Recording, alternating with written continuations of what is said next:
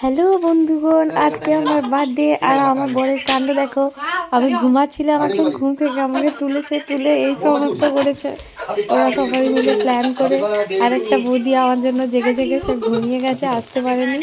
আর এই যে দাদা আর এখানে আমার বর মিলে এইসব করেছে, আর আরেকটা বৌদি এই ভিডিও কলে আছে।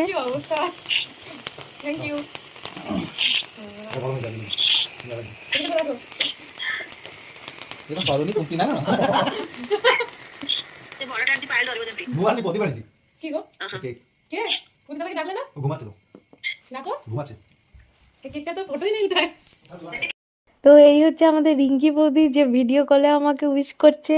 রিঙ্কি বৌদি এখানে নেই, সে আছে ওড়িশাতে।